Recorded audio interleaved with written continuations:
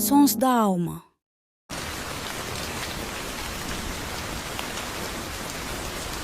Nesta sessão eu vou continuar com alguns dos segredos das orações atendidas. Na verdade, eu vou tratar de uma chave específica que é essencial para a oração efetiva. E embora esta chave seja claramente apresentada por toda a Bíblia, desde o Antigo Testamento até o Novo, eu penso que a maioria dos cristãos não atenta para a sua existência. E eu creio que a falha em usar esta chave sobre a qual eu vou falar é uma das causas principais da ineficácia no corpo de Cristo. Você já deve estar pensando, que chave é esta? E eu posso dizer que quando você ouvi-la, provavelmente você não dirá glória a Deus. Eu quero voltar mais uma vez ao Sermão da Montanha, onde Jesus está dando instruções sobre como orar. E eu quero pegar duas passagens paralelas. A primeira está em Mateus capítulo 6, versos 5 e 6, onde Jesus diz: "E quando orarem, não sejam como os hipócritas", e aí ele descreve como os hipócritas agem. E aí ele diz no versículo 6, "Mas quando orarem", e aí ele diz o que fazer. Então ele usa a frase "quando orarem" duas vezes. Da primeira vez, ele começa com uma negativa: "Não orem como os hipócritas". Mas ele não termina aí.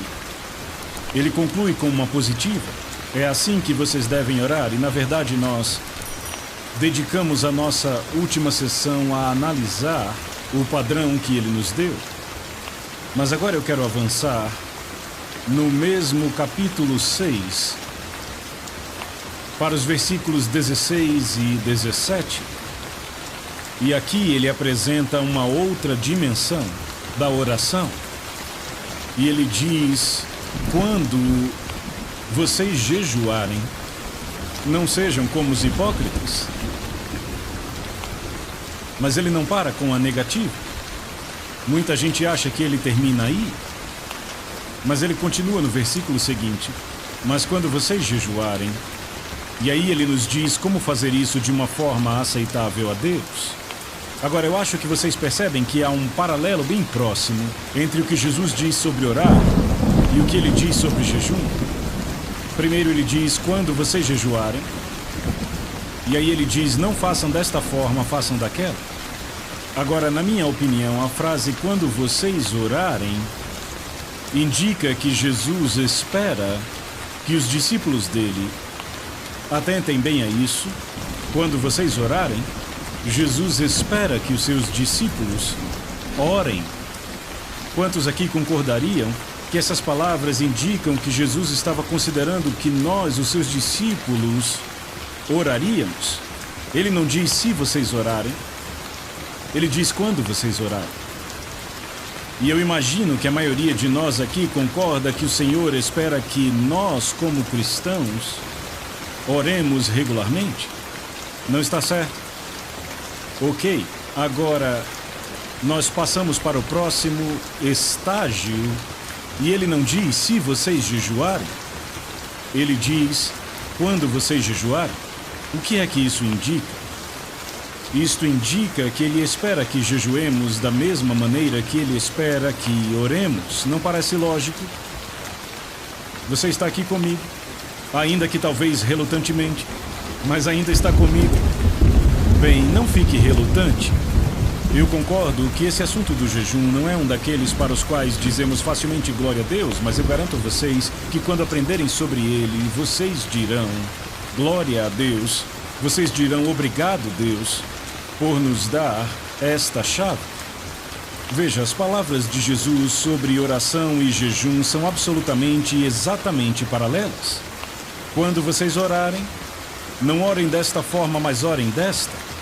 Quando vocês jejuarem, não jejuem desta forma, mas jejuem desta outra. Então Jesus põe a oração e o jejum exatamente no mesmo nível. Minha conclusão é que se ele tem expectativa que oremos, ele também espera que jejuemos.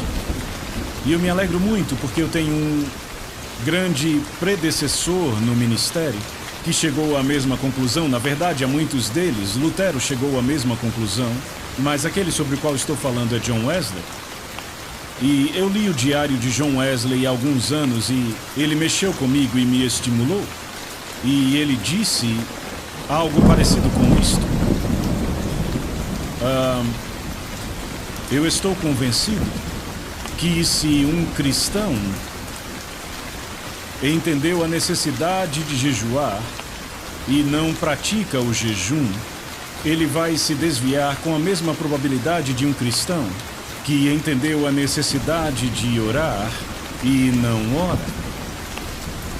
E John Wesley não ordenava para o ministério metodista nenhum homem que não se comprometesse a jejuar todas as quartas e sextas até as 4 da tarde. Era um requisito básico para ser ordenado no ministério metodista.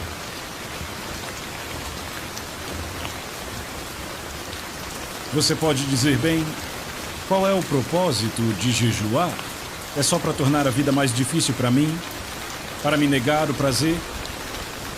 Minha resposta seria não.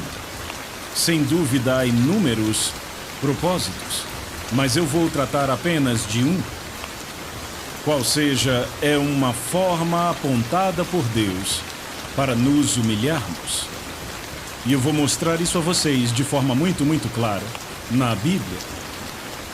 Veja, a maior e mais específica barreira para obtermos resposta às nossas orações é o orgulho. E qualquer coisa que possa retirar esta barreira do nosso caminho vai facilitar a resposta à nossa oração. Nesses últimos dias, Deus vem pessoalmente falando comigo sobre o terrível perigo do orgulho.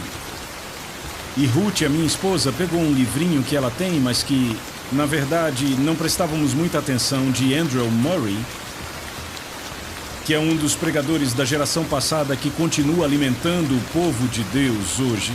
Quantos aqui já leram algum livro do Andrew Murray? Bastante gente aqui, isso é muito bom. Eu não sei quem conhece o livro. No original, o título é A Humildade do Nosso Senhor. Ele vem sendo republicado com um título mais simples. Eu acho que ficou só Humildade. E eu o li algumas semanas atrás.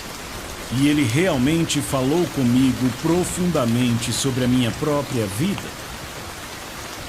Eu já odeio o orgulho há anos, mas eu obtive uma nova visão do quão perverso e do quão maligno o orgulho é, e de como ele nos afasta de todas as bênçãos que Deus tem para nós. Essa mensagem vai por toda a Bíblia, é uma verdade universal. Ela não foi demonstrada primeiramente na terra. E sabe, a primeira demonstração do mal do orgulho, qual foi o primeiro pecado da história do universo? Me digam. Orgulho, sim, quem cometeu o pecado? Lúcifer, isso mesmo, um anjo no céu. E se aquele orgulho, se o pecado do orgulho pôde ser cometido no céu, fazendo com que um anjo perdesse o seu lugar, quanto mais suscetíveis estamos ao pecado do orgulho devido à natureza pecaminosa nesta terra. Eu vou dar aqui 3 passagens da Bíblia que tratam de orgulho e de humildade. A primeira fica em Lucas 14, versículo 11. E é o final de uma parábola onde Jesus explica como agir quando se é convidado a um banquete, em Lucas 14. E sabe, nós somos convidados para banquetes hoje em dia, às vezes. Eu fui convidado para um ontem. E Jesus disse, ele era tão prático. Ele sempre dava ilustrações muito simples. Primeiro, eu quero dizer que Deus nunca disse que ele vai nos humilhar. Ele sempre nos diz para nos humilharmos. Eu digo às pessoas, Deus podia te humilhar, mas só você pode se fazer humilde. Não ore, Deus me torne humilde, porque essa não é uma oração bíblica e, além do mais, provavelmente você se arrependerá dos resultados desta oração. Algumas semanas ou meses depois, quando você se encontrar na situação mais humilhante e perguntar, Deus, como eu vim parar aqui? Bem, você orou. Você orou. Jesus diz: quando você for convidado para um banquete, não saiam correndo para pegar o melhor lugar, o lugar de honra, porque você será envergonhado quando alguém chegar e disser: é o orador que senta aqui. Você arranje um lugar naquele canto ali. Jesus disse: quando chegarem, peguem o lugar mais inferior. Muito sábio, quando você está no fundo, não tem mais lugar nenhum para ir, a não ser para cima. Não sei se vocês conhecem uma oração de um homem chamado John Bunyan. Eu trago isso há anos. Ele diz: aquele que está embaixo não teme nenhuma queda. O que se humilha não teme nenhum orgulho. Aquele que é humilde sempre terá Deus como seu guia. Veja, quando você está no chão, está seguro. Não dá para ir mais para baixo. Muito raramente eu ministro em reuniões públicas grandes como esta, sem antes tomar meu lugar de rosto no chão, de joelhos diante do Senhor. E eu digo a vocês, antes desses encontros, Ruth e eu ficamos assim por muito tempo. É ali que eu me sinto realmente seguro, lá no chão. Então Jesus disse no fim da parábola: se você não quer ser envergonhado, evite a situação. Não vá sentar na melhor mesa. Sente no lugar mais inferior e só terá um lugar para ir, para cima.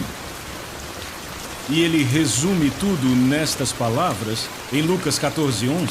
Pois todo aquele que se exalta será humilhado, mas aquele que se humilha será exaltado.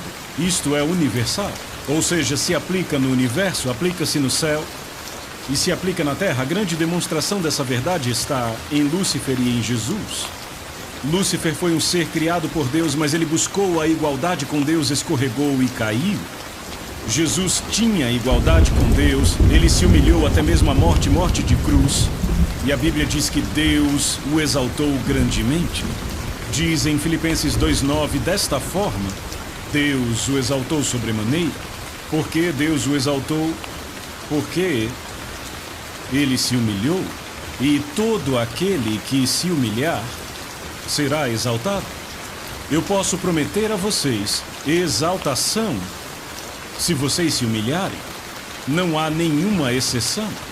Eu tenho uma série de mensagens com este título: o caminho para cima fica embaixo. Quanto mais para baixo você vai, mais você acaba em cima. Não há nenhuma exceção para isto. Mas eu quero falar sobre a humildade como uma condição essencial para uma oração eficaz. E eu quero pegar algumas declarações para provar isto. Vamos começar em Tiago capítulo 4, versículo 10 e mais duas passagens que leremos. Tiago 4:10. Humilhem-se diante do Senhor e Ele os exaltará. Notem que ele diz: humilhem-se. Não diz ao Senhor para fazer. É você que faz. Deus é que exalta se você se humilha. E uma passagem muito semelhante em 1 Pedro, capítulo 5. Eu e Ruth proclamamos esta antes da mensagem passada. Verso 6. Portanto, humilhem-se debaixo da poderosa mão de Deus, para que Ele em tempo oportuno os exalte. O verso anterior diz: Deus resiste aos soberbos, mas dá graça aos humildes. Então, se você vai até Deus em oração com o seu orgulho, Deus estará te resistindo. E adivinha quem empurra com mais força? Você não pode se aproximar de Deus em orgulho. Lá em Salmos diz que o Senhor conhece os orgulhosos de longe, e Ele os mantém longe. Não há acesso a Deus com orgulho. Então, qualquer coisa que nos permite nos humilharmos é uma bênção que não tem preço, mesmo que não seja muito agradável na hora. E uma das formas bíblicas apontadas para nos humilharmos é jejuando. E eu vou mostrar isso direto da Bíblia. Eu quero começar com uma declaração de Davi, uma declaração muito simples, em Salmo 35, versículo 13, onde ele diz: eu humilhava a minha alma com jejum. Algumas traduções dizem eu afligia a minha alma, mas no original em hebraico é eu humilhava a minha alma. Por que você precisa humilhar a sua alma? Bem, a sua alma é a parte arrogante em você. É a parte autocentrada, é a parte egoísta. Sua alma tem 3 funções principais: a vontade, o intelecto e as emoções. E ela expressa isso nas seguintes frases: eu quero, eu acho, eu sinto. E Deus diz que o que você quer não é importante, o que você pensa não é importante, o que você sente não é importante. O que é importante é a minha vontade. E se você quer se alinhar à minha vontade, você tem que tratar a sua alma. E uma forma de tratar a sua alma é humilhar a sua alma com o jejum. Eu lembro que há alguns anos eu preguei uma mensagem assim, em Washington, D.C., e lá havia um advogado cristão. Ele entendeu a mensagem e disse: amanhã eu vou fazer isso. Então amanhã eu vou jejuar. E ele fez, e ele teve um dia miserável.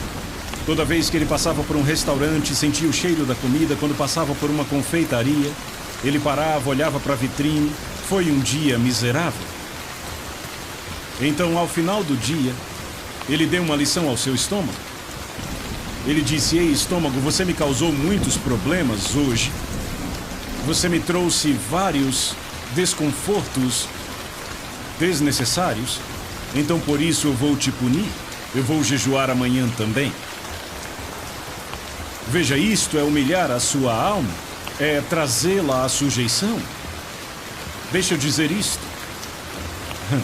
O estômago é um maravilhoso servo, mas é um mestre terrível. Quem é o mestre em sua vida? Você ou seu estômago? Boa pergunta. É uma pergunta que todos temos que fazer. Acredite, pessoas no ministério não estão isentas desta pergunta. Eu já lutei batalhas contra meu estômago várias vezes. Mas quando obtive a vitória, eu fui abençoado. Nem sempre imediatamente, nem sempre dramaticamente, mas de um jeito ou de outro, eu recebi a bênção de Deus. E aí, se eu me torno arrogante, a bênção de Deus se afasta. E eu digo: Deus, o que acontece? E Ele gentilmente indica de uma forma ou de outra: você se tornou orgulhoso e autocentrado de novo, quis do seu jeito. Você está deixando sua vontade e sua alma falar. Ela tem que ser trazida à sujeição à minha vontade, à minha palavra e ao meu jeito. Então vamos ver alguns exemplos, na verdade apenas 2. Vamos ver o dia da expiação. Em Levítico capítulo 16, versos de 29 a 31. Levítico capítulo 16, versículos de 29 a 31. Veja, este é um capítulo bem longo. E são as ordenanças para o dia da expiação, que o povo judeu chama de Yom Kippur. E este é o dia mais sagrado do calendário judaico até hoje. E ele descreve a maneira como Deus ordena o sacrifício pelo perdão dos pecados de Israel. E tudo dependia daquele sacrifício, todo o futuro e destino daquela nação dependia do sacrifício. Mas no meio da descrição do sacrifício, Deus também requer uma resposta do seu povo. E a resposta que ele requer é que eles afligiriam suas almas. Esta é a tradução comum. Mas a palavra traduzida como afligir é mais frequentemente encontrada como humilhar. Então Deus requer que o seu povo humilhe suas almas. E esta é uma verdade muito significante. O sacrifício era algo que eles não conseguiam organizar. Estava fora da capacidade deles de prover, vinha inteiramente da graça de Deus, mas eles não podiam se beneficiar do sacrifício, a não ser que atendessem às condições de Deus e humilhassem suas almas. E também serve para nós cristãos.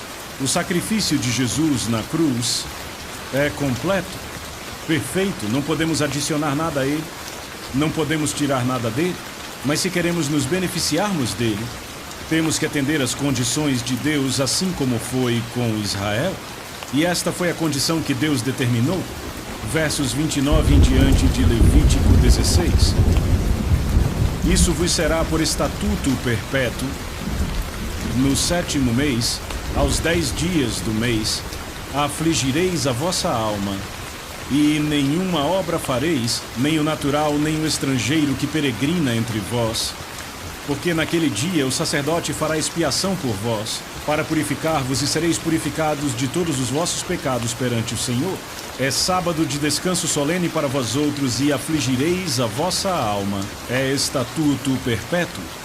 Agora, o povo judeu sempre entendeu muito bem, e com bastante precisão, que a frase afligireis a vossa alma significa jejuar, ficar sem comida, de fato e de verdade.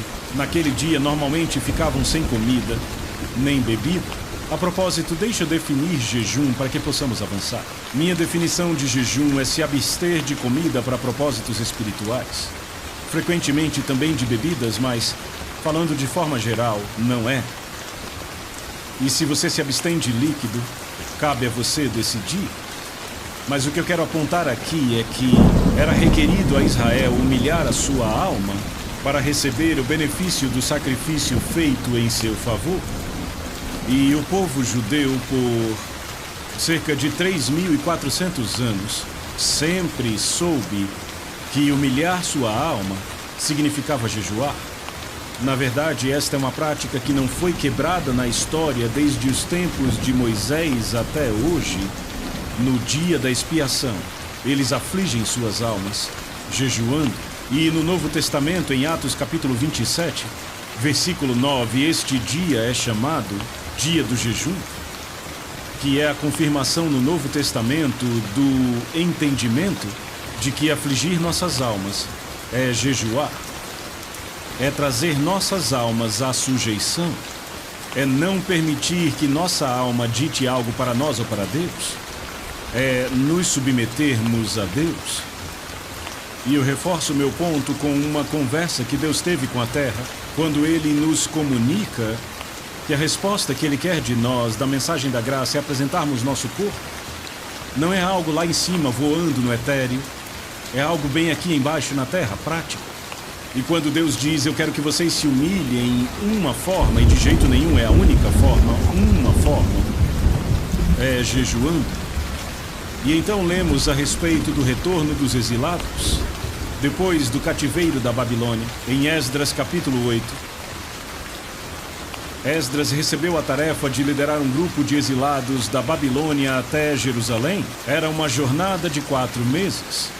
Naqueles dias, e tinham que passar por um território onde havia bandidos, ladrões e inimigos de Israel. E Esdras tinha consigo não apenas mulheres e crianças, como também os mais preciosos vasos do templo para levar de volta. A questão era como ele conseguiria uma passagem segura. E aqui está a solução de Esdras. Vamos ler em Esdras 8, começando do versículo 21. Então apregoei ali um jejum junto ao rio Ahava, para nos humilharmos perante o nosso Senhor, para lhe pedirmos jornada feliz para nós, para nossos filhos e para tudo que era nosso. Como foi que eles se humilharam? Apregoaram um jejum, veja, era um jejum público para todo o povo de Deus.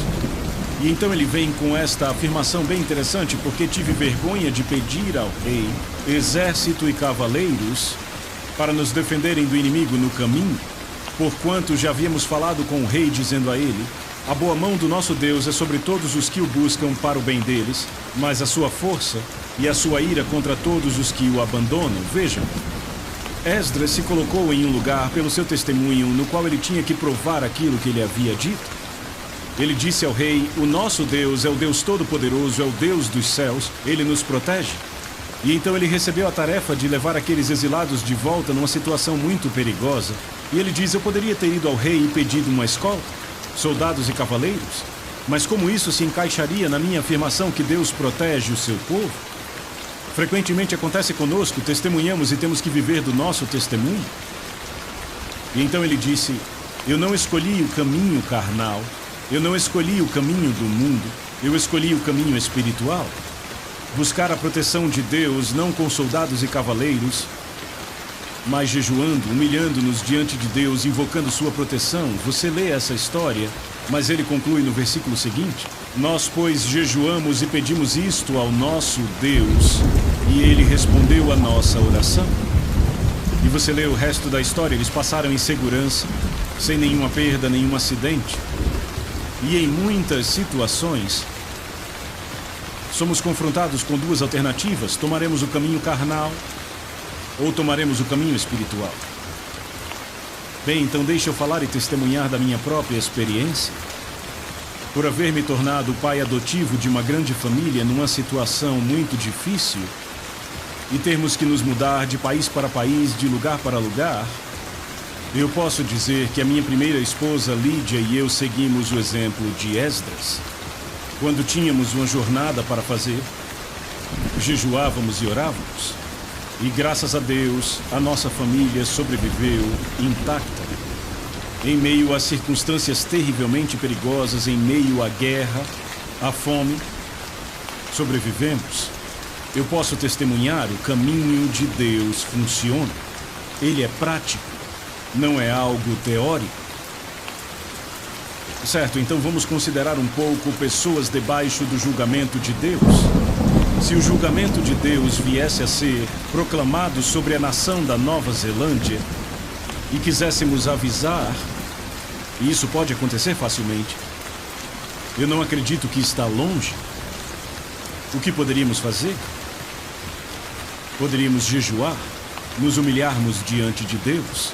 Sabe, houve um rei terrivelmente mau em Israel, chamado Acabe. Eu não sei se você lembra da história de Acabe, mas ele casou com Jezabel e ele levou Israel à idolatria e a todo tipo de maldade. E em 1 Reis, capítulo 21, Elias teve um confronto com Acabe e ele pronunciou o juízo de Deus sobre ele. Vejamos aqui, Deus disse a ele, verso 21, farei a tua casa como a casa de Jeroboão, filho de Nebate, e como a casa de Baasa, filho de Aías. Todo homem e toda mulher da sua família será destruído. Esse foi o juízo de Deus. E então ele continua dizendo, no verso 25, ninguém houve, pois, como Acabe, que se vendeu para fazer o que era mal perante o Senhor, porque Jezabel, a sua esposa, o instigava. Então ele foi o rei mais perverso, e Deus anunciou o juízo sobre ele através do profeta Elias. Mas Acabe temeu ao Senhor. Verso 27, tendo Acabe ouvido estas palavras, rasgou as suas vestes, cobriu de pano de saco o seu corpo e jejuou, dormia em panos de saco e andava cabisbaixo. E veio a palavra do Senhor a Elias, dizendo, não viste que Acabe se humilha perante mim? Portanto, visto que se humilha perante mim, não trarei este mal nos seus dias, mas nos dias do seu filho trarei. Então temos aqui este homem apontado como o rei mais perverso em Israel até aquela época. O juízo de Deus foi pronunciado contra ele e sua família. Mas quando ele se humilhou com o jejum, Deus disse, não trarei o juízo nos seus dias. Ora, se o jejum pôde fazer isto com Acabe, o que poderá fazer a mim e a você como filhos de Deus? Você vê o potencial. E então, na história de Jonas, na sua mensagem para Nínive, vemos como ele entrou na cidade, uma cidade muito perversa, violenta e má, e ele proclamou que em 40 dias a cidade seria destruída. Aquela era uma mensagem de Deus. Como foi que os habitantes de Nínive responderam? Jonatas 3:6. Chegou esta notícia ao rei de Nínive.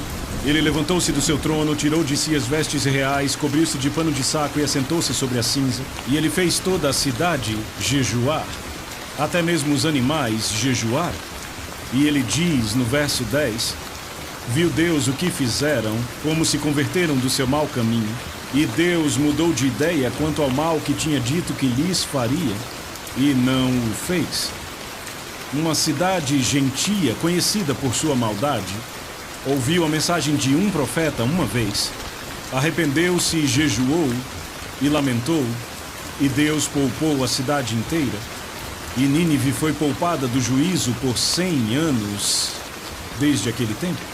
Então, se o jejum trouxe isto a Nínive, o que poderia fazer por nossa nação? O que poderia fazer quando o povo de Deus se humilha, clamando por ele? E então, para evitar o desastre, se lermos o livro de Esther, veremos como um homem chamado Amã conseguiu elaborar o seu plano. Era um complô na qual toda a nação dos judeus no território do reino da Pérsia seria destruída. E eu presumo que cada judeu na terra naquela época estava naquele reino porque era constituído de 127 províncias e se estendia da Índia até a Etiópia. E o decreto saiu, mas havia no Palácio Real uma judia cuja nacionalidade não era conhecida, Esther, e o seu primo Mordecai mandou uma mensagem para ela e disse: não pense que você escapará diferentemente de cada judeu neste palácio, porque quem sabe você não está aí para um tempo como este. E Esther lançou um desafio.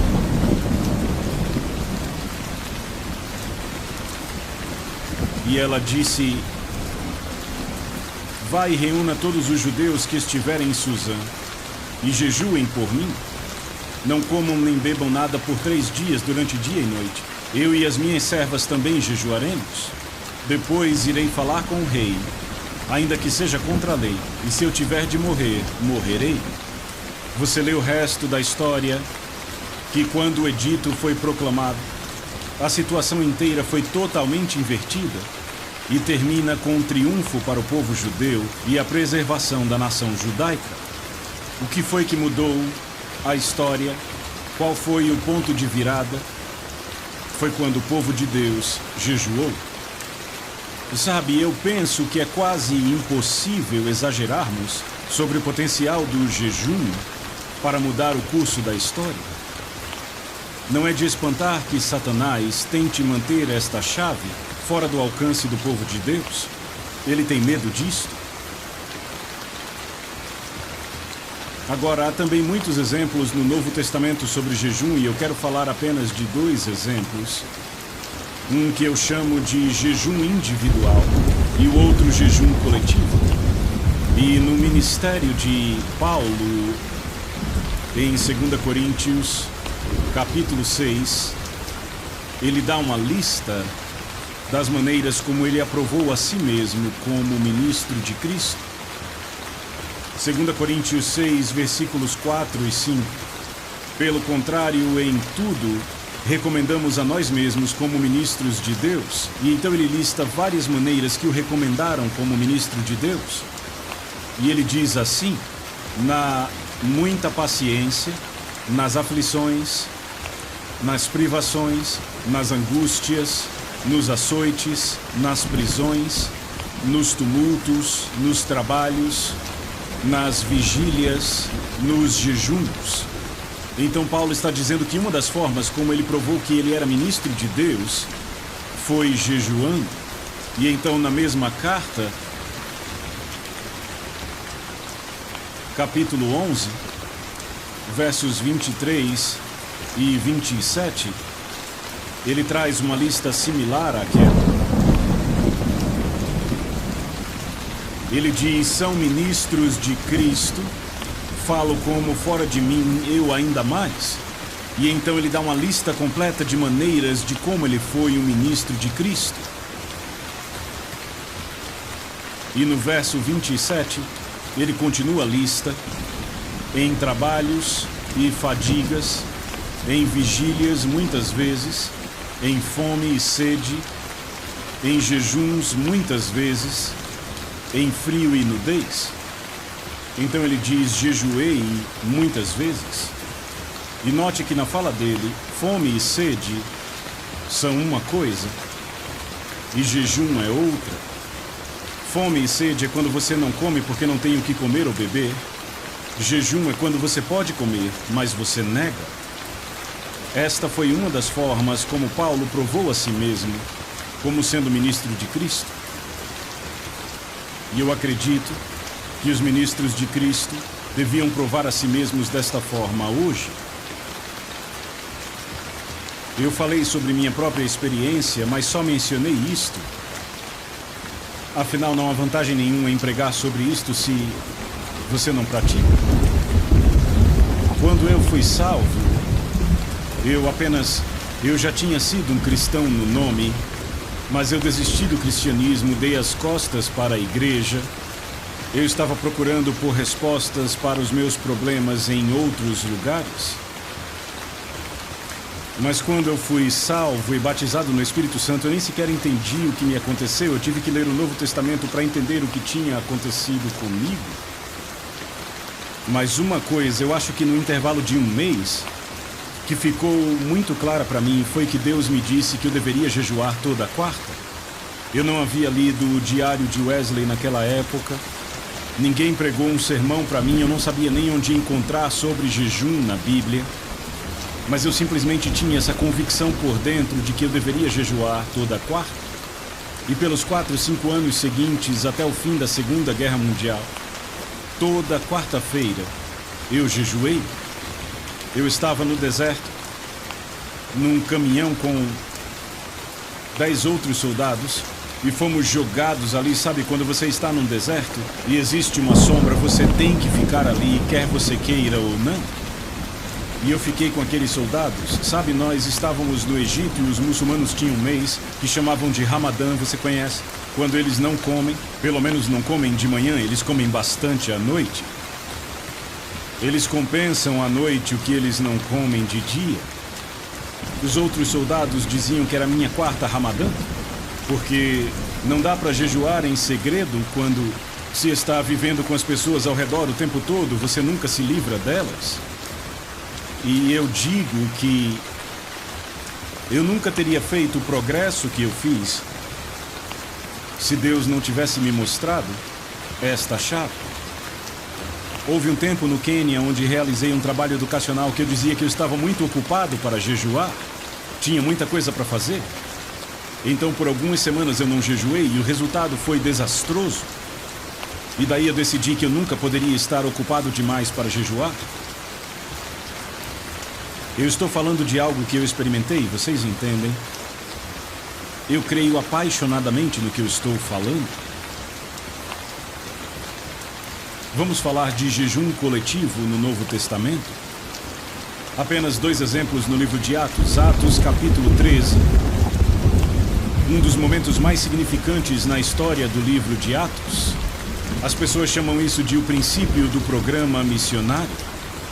Na verdade, a palavra missionário não vem do Novo Testamento. A palavra do Novo Testamento é apostólico. E este foi o primeiro envio de apóstolos registrado no livro de Atos. E aconteceu na cidade de Antioquia. Atos 13, versos de 1 a 4 diz assim: havia na igreja de Antioquia profetas e mestres, Barnabé, Simeão, Lúcio, Manaém e Saulo, que mais tarde tornou-se Paulo. Então havia 5 homens que eram reconhecidos como profetas e mestres. O versículo seguinte diz: e servindo eles ao Senhor e jejuando. Como eles ministravam ao Senhor? Jejuando. Apenas deixando de lado qualquer outra atividade, ficando na presença de Deus, esperando que Ele falasse. A Nova Versão Internacional diz: enquanto adoravam ao Senhor e jejuavam. Este é um dos pontos mais cruciais na história da igreja. Como isto aconteceu? Será que eles sentaram para pensar num plano? Ou trabalharam num sistema? Não. Eles deixaram de lado todos os seus esforços e esperaram Deus falar. E a forma como se consagraram foi deixando de lado a comida. Quem sabe por quanto tempo, talvez 1 dia, 2 dias, eu não acredito que foi tão longo. Mas eles simplesmente tiraram um tempo desligados de qualquer ocupação e distração, a fim de ouvir de Deus. E Deus falou. Diz: e servindo eles ao Senhor e jejuando, Disse o Espírito Santo: separai-me agora Barnabé e Saulo para a obra que os tenho chamado. Então ouviram de Deus a estratégia dele. Sabe qual o maior problema da igreja de hoje? É que raramente a igreja segue a estratégia de Deus. Raramente. Temos nossos próprios planos, nossos programas, nossos sistemas, e a maioria deles não foi Deus quem iniciou. E Deus só se compromete a concluir aquilo que ele iniciou. Paulo diz em Filipenses 1,6: estou plenamente certo de que aquele que começou a boa obra em vós há de completá-la. Jesus diz: eu sou o Alfa e o Ômega, o princípio e o fim. O que ele começa, ele vai concluir. Mas o que ele não começa, não tem compromisso de concluir. O que é importante é descobrir o que Deus está começando. Qual é o plano de Deus? Como podemos ouvir de Deus? E a igreja antiga estabeleceu o padrão. Eles tiraram um tempo de tudo, incluindo de comer, e disseram: temos que ouvir de Deus. E eles ouviram. Deus disse: bem, eu tenho um plano. Eu quero que separem 2 homens, Barnabé e Saulo, e os enviem. Não os enviaram imediatamente. Ouçam. Diz: então, jejuando e orando, e impondo sobre eles as mãos, os despediram. Então jejuaram de novo. Da primeira vez jejuaram para saber a vontade de Deus. Da segunda vez jejuaram para comprometer aqueles homens a cumprir a vontade de Deus. E o versículo seguinte diz: enviados, pois, pelo Espírito Santo. E a palavra enviados aí vem de uma bela palavra grega que significa enviados e acompanhados. O Espírito Santo não disse apenas vão, disse vão e eu vou com vocês. E este foi o princípio do ministério apostólico. Naquela época foram chamados de profetas e mestres. Mas no capítulo seguinte de Atos, capítulo 14, verso 14, diz: quando os apóstolos, Barnabé e Paulo, quando eles se tornaram apóstolos? Quando foram enviados pela igreja. Veja, o apóstolo é aquele enviado. Isso é tremendamente importante, porque isto indica uma forma bíblica de como podemos instituir o ministério apostólico. Quantos de nós acreditam em profetas e mestres? Você acredita que há profetas e mestres na igreja hoje? Eu certamente acredito que existam. Se profetas e mestres esperaram por Deus, jejuando e buscando, isto abre um padrão, uma forma bíblica de Deus enviar apóstolos.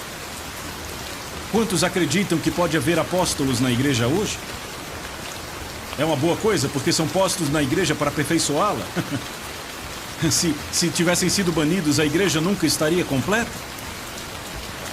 Então, o momento mais decisivo daquele período foi o envio daqueles apóstolos. No que isto resultou? Digam em uma palavra: não ouvi na igreja. Agora, eles ganharam muitas pessoas para o Senhor nas cidades que visitaram. E então tiveram que estabelecer igrejas. Primeiramente tinham grupos de discípulos e depois tiveram que construir igrejas. Qual foi o ponto de transição de um grupo de discípulos para a igreja? Quais pessoas tiveram que ser levantadas? Me digam. Presbíteros, isso mesmo. Foi aí que os discípulos se tornaram uma igreja, quando surgiram os presbíteros para governar. Então fizeram isso. Lemos em Atos 14. Verso 21, e tendo anunciado o evangelho naquela cidade e feito muitos discípulos, voltaram para Listra, Icônio e Antioquia, cidades onde já haviam pregado, fortalecendo a alma dos discípulos, exortando-os a permanecer firmes na fé e mostrando que através de muitas tribulações nos importa entrar no reino de Deus. Então, tendo levantado presbíteros em todas as igrejas e orado com jejum, os recomendaram ao Senhor. Como levantaram presbíteros? Como entraram na mente do Senhor para saber quem seriam? Tem versões que trazem a palavra eleição. Sim, mas foi uma eleição de Deus. Como entenderam a mente de Deus? Qual foi a chave? Não ouvi vocês. Jejum, obrigado. Vocês veem 2 nomeações decisivas na obra da igreja: apóstolos e presbíteros. E na igreja antiga, ambas as nomeações foram alcançadas através da oração e do jejum. Por que esperaríamos fazer de alguma forma diferente em nossa época? Será que podemos melhorar este método? Deus nunca nos pediu para melhorar nada, apenas nos pediu para seguir. Entendem? Aqui está uma chave. E eu estou pondo ela em suas mãos. O que farão com ela? O que os cristãos desta nação vão fazer com esta chave? O que os cristãos da Austrália farão com esta chave? O que os cristãos da Inglaterra farão com esta chave? África do Sul e todas as outras nações onde esta mensagem chegar? Você acha que Deus mudou? Será que encontramos uma maneira melhor? Certo, então agora eu quero apontar duas conclusões. A primeira está na conhecida passagem em 2 Crônicas 7:14. Eu a chamo de esperança para uma nação. Esperança para uma nação. Quantos sabem o que 2 Crônicas 7:4 diz? Muitos, graças a Deus.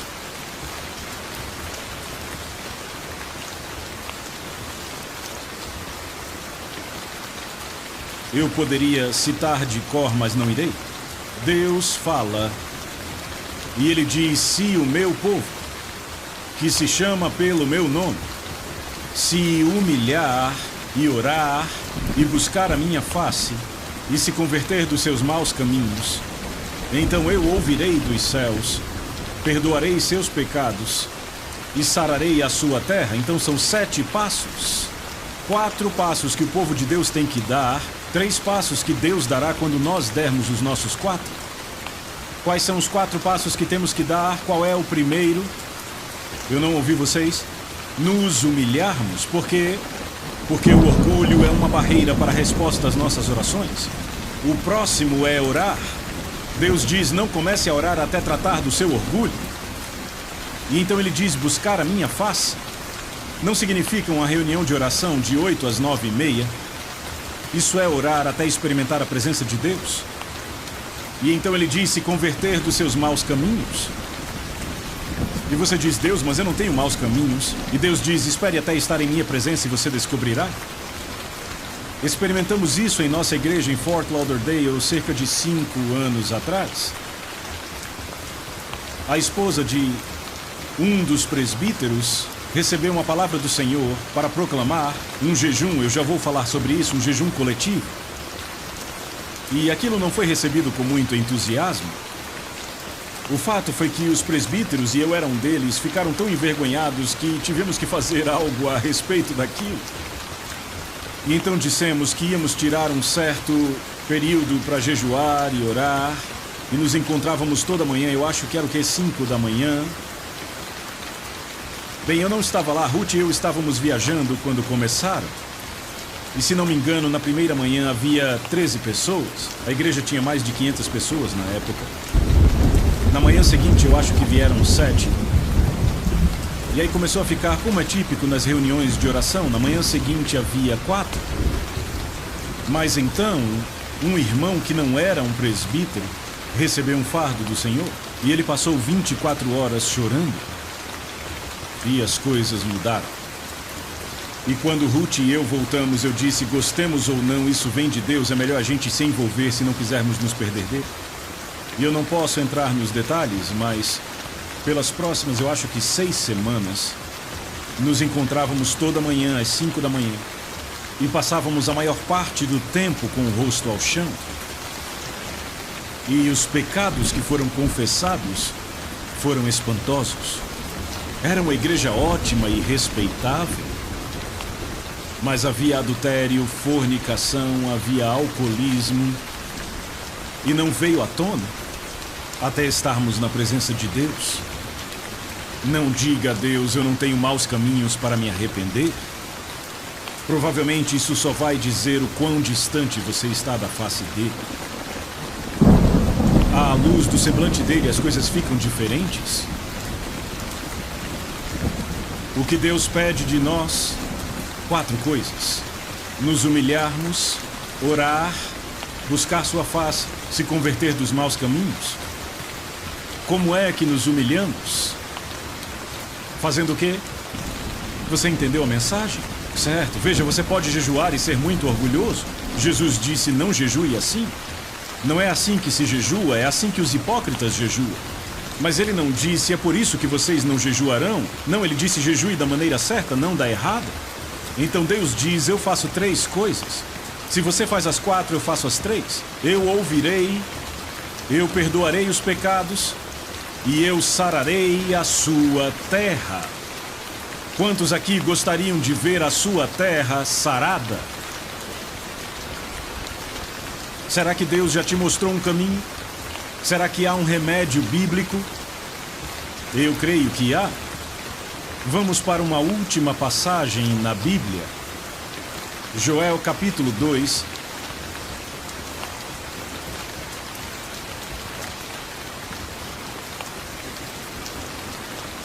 Esta é a passagem de onde as pessoas tiraram a expressão jejum de Joel. Joel 2,15. Tocai a trombeta em Sião, promulgai um santo jejum, proclamai a assembleia solene, congregai o povo, santificai a congregação, ajuntai os anciãos, os filhinhos e os que mamam. É interessante, naquela época tínhamos crianças de colo e crianças maiores nos encontros. Quase toda manhã lá estavam elas e elas pareciam incomodadas e desapontadas quando seus pais não as acordavam para a oração. Sabe, era um exemplo vivo disso. Vamos continuar. Saia o noivo da sua recâmara e a noiva do seu aposento.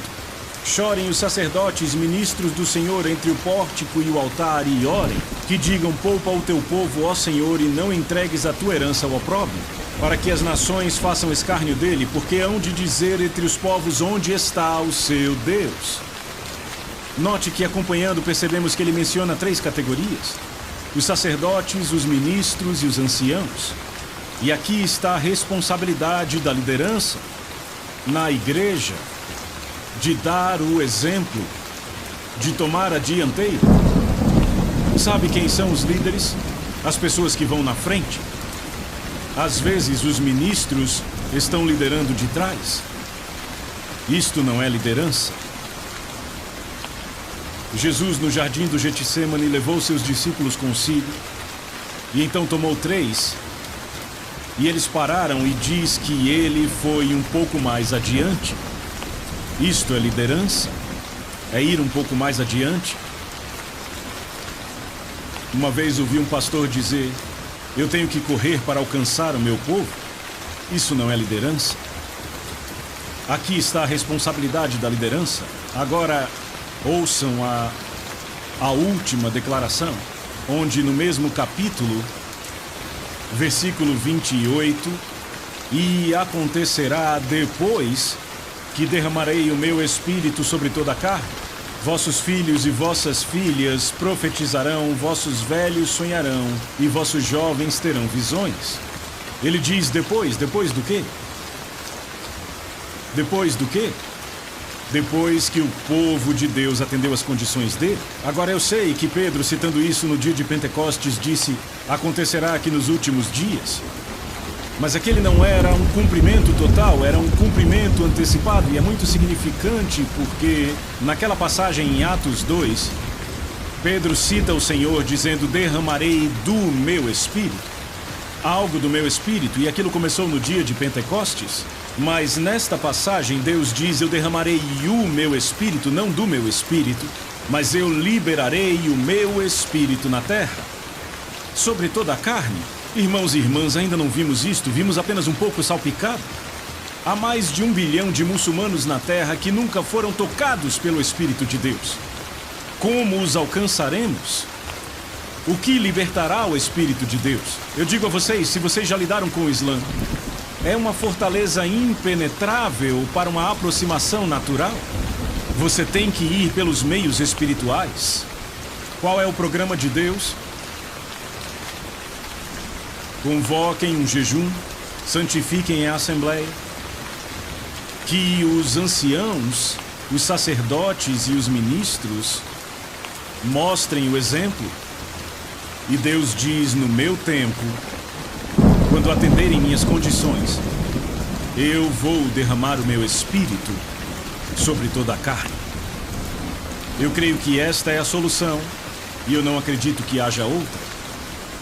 E eu creio que Deus nos mostrou na Bíblia o caminho. Vamos curvar as nossas cabeças diante do Senhor. Peça a Deus. Eu quero que você pergunte a Deus. Eu quero que você pergunte a Deus se tudo isso que foi dito vem da parte dele. Ruth e eu estivemos recentemente com Dave e Del Garrett no Havaí. São amigos próximos nossos. E Dave graciosamente orou por estes encontros que estamos tendo aqui. E eles disseram que perceberam que Deus estava para falar alto na Nova Zelândia. Eu creio que esta é a mensagem de Deus para a Nova Zelândia e para o mundo. Vamos derramar os nossos corações por um momento diante do Senhor.